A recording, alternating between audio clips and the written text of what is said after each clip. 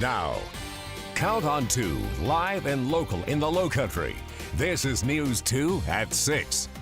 Good evening, I'm Carolyn Murray. And I'm Brendan Clark. Yes, it is chilly out there, but guess what? It's only going to get colder tonight. Yeah. We have team coverage, Raymond Owens in Berkeley County, but we want to start with the Lowcountry's chief meteorologist, Rob Fowler. That's right. You know, we thought it was spring because we saw the pollen, but apparently it's still winter. Let's go to Rob for the latest. Yeah, for just under a couple more weeks, officially winter continues, but that frost and freeze warning doesn't start until 2 o'clock in the morning, but it goes until 8 o'clock. And new, an update is the fact that Charleston County has now been added to this warning. Now, we're talking about just inland, so the beaches should be okay, but some of you could see 3 to 4 hours of freezing or below temperatures. And with the warm weather we've had, the record-breaking warm month of February, things have been kind of full, the plants that is. So obviously this cold snap is not needed or wanted. 50 degrees by 7 o'clock under a clear sky, cooling down to 44 by 11 o'clock, and then 7 o'clock, that's going to most likely be our low at the airport where we keep official records right at freezing. So through the night tonight, expect temperatures to fall to freezing in Somerville, Edisto Beach at 37, Folly Beach at 37, Monk's Corner, I think you're going to be flirting with freezing as well. Below freezing in Kingstree and Walterboro. Over to Goose Creek we go, 32 under a mainly clear sky. Now it's going to be a chilly start and a cool day as we see temperatures in the low 50s right now to upper 40s back away from the coast. So we'll talk about those some warmer weather once we get past this freeze. It's coming up for the weekend in just a few minutes. All right, Rob, thank you. Well, our team coverage continues right now about this cold weather that's approaching the Lowcountry. News 2's Berkeley County reporter Raymond Owens tells us the steps that you need to start taking right now to make sure that you and your plants are safe tonight. Well, out here at Hickory Bluff Berry Farms, strawberry season is just getting ready to get underway. You can see they're looking good out here. They're going to start the season here soon. Right now, though, a lot of these strawberry plants are underneath blankets. We had our first pick-in for a distributor this week. We're still waiting for the fields to fill up so we could open for our U-Pick customers. The farm offers strawberries this time of year and hopefully blueberries soon. We're in protection mode, frost protection mode. Usually typically falls in March. Many of the strawberry plants are now covered in their blankets due to tonight's possible freeze. What you see is our row covers, or we call them our berry blankets. Designed to keep the plants just a little warmer than full exposure to the elements. Parker says it adds about 5 to 6 degrees to the temperature. A similar principle applies to your plants around the house. If at all possible, I would bring the plants inside, and if not, try to cover them the best you can. Whether that's, trying to offer protection by your house, or, on a porch somewhere covered, and certainly if you can cover them more than that, it would be best.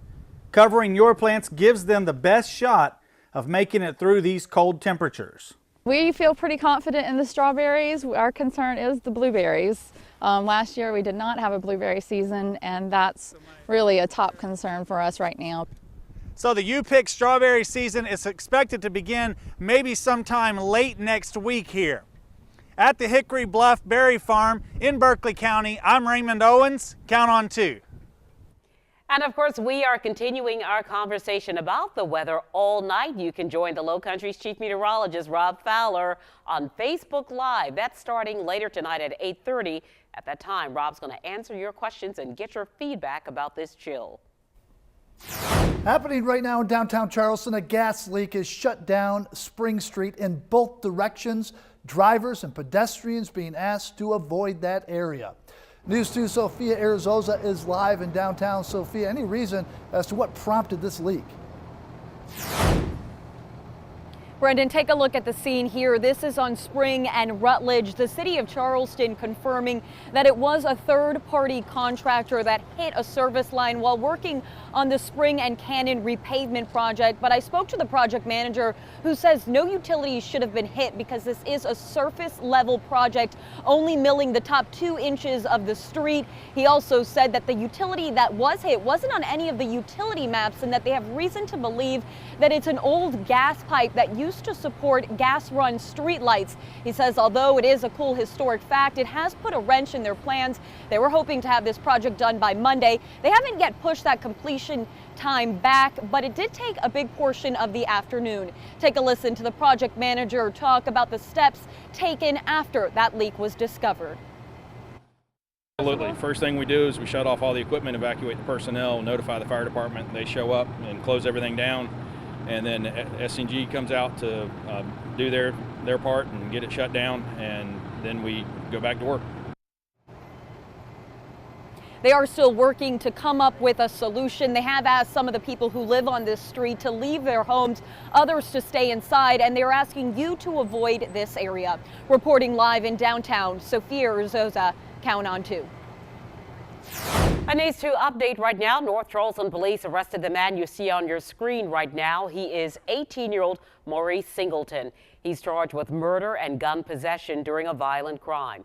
Police say Singleton is connected to the shooting death of 18-year-old Vaughn McFadden. McFadden's body was found last Friday on Bennett Yard Road on the property of CSX Railroad. Singleton is expected to appear in bond court tomorrow. The Berkeley County Sheriff's Office needs your help to find the two men you see here. The surveillance photos were taken back on January 15th at Big Buck Pawn Shop in Ladson. Detectives say that's when more than $10,000 worth of jewelry was stolen. They want to speak with these two, so if you have any information, you're asked to call Crime Stoppers at 554-1111. Every state. In the wake of the deadly school shooting in Florida, U.S. Senator Lindsey Graham wants to allow federal courts to enact a 72-hour gun restraining order on people with warning signs of violence. The senator says it's a, quote, common sense proposal to save lives.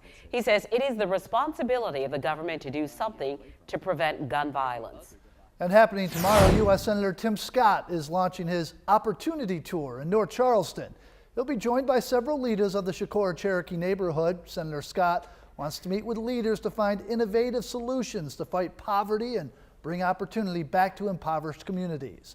The tour will focus on the Investing in Opportunity Act, which aims to positively impact distressed areas. The tour kicks off at the old Shakora Graded School on Success Street at 1 o'clock in North Charleston. A bill in the South Carolina State House would require public buildings to set aside a space for breastfeeding mothers. Georgia Reed Godfrey takes a look at the bill and finds out why mothers say having a safe space to nurse is so important. As a mother myself, years ago, being in corporate America, I was pressured to come back to work because I had to support my family. There was no place for us to nurse.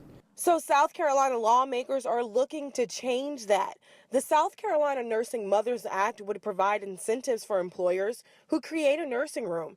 It also encourages government buildings to have a space for nursing mothers also. It impacts the bottom line of employers in that nursing mothers can come back to work. They won't feel pressured to come back early and not breastfeed. They won't feel pressured not to come back to work at all. And so that helps the retention rate of employers. Mainly the only places that seem to have safe spaces or like breastfeeding exclusive rooms are like if you go to the baby stores, like Babies R Us or Bye Bye Baby. But nursing mothers say a bill like this provides more benefits than just in the workplace. Like one of the hardest things for me is, okay, well, I got 2 hours to get stuff done and then go back to the house, then I got to feed her again. It would help me go out more in public and get out of the house. If I felt safer going out more places, I would. And the longer I stay out somewhere, the more it would help our economy. Buildings and employers can opt out of the nursing room requirement if the space is too expensive.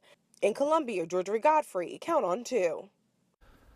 The Mount Pleasant Police Department warning people about a phone scam targeting the elderly. The caller will say that a loved one is in jail and you will need to send cash or a gift card in order to get them out. Police say big red flag here is that government agencies will never ask for you to pay with a gift card. But you should also make some phone calls yourself to see if the situation is real. If you can't reach a family member, call your local police department. They can check into the story and find out if your loved one has been arrested and what steps you need to take from there. Also, you should know that scammers can often change their caller ID so that you will see a local number, but they may be calling from out of state or even out of country.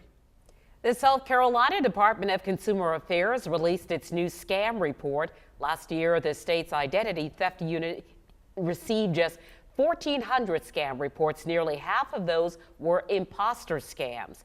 Sweepstakes and debt collection scams were the next two highest categories. In total, people lost more than $1,620,000 as a result of scams. If you need to report a scam, you can do so pretty easily. The website is on your screen right now. It's www.consumer.sc.gov.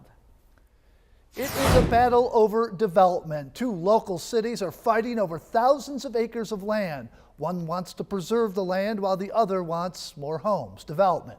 News 2's Deanne Roberts has the story. All of this land right behind me, it's literally almost 5,000 acres worth of land, is being fought over by North Charleston and the city of Charleston. What's at stake? Well, North Charleston wants to use this land to build homes. On the other hand, the city of Charleston wants to preserve the land. They say this land is within the Church Creek Basin and they want to prevent any more flooding issues. In a City of Charleston Planning Commission meeting Wednesday night, they discussed zoning to protect the area from overdevelopment beyond the urban growth boundary. The city and the county of Charleston have an urban growth boundary that we put in place in the 1990s. And it says that growth should occur inside that boundary, and outside, land should be protected from development forever. Through this annexation, we're seeking to protect that urban growth boundary and honor the commitments that we've made to conserve rural lands. The city tells me they have a long road ahead of them, which eventually might lead them to a courtroom. Reporting in West Ashley, Deanne Roberts, Count on 2. Next on News 2. Making the grade. Where does your favorite low country dining spot stand when it comes to food safety? Yeah, we've got some results coming up. It's tonight's restaurant report card.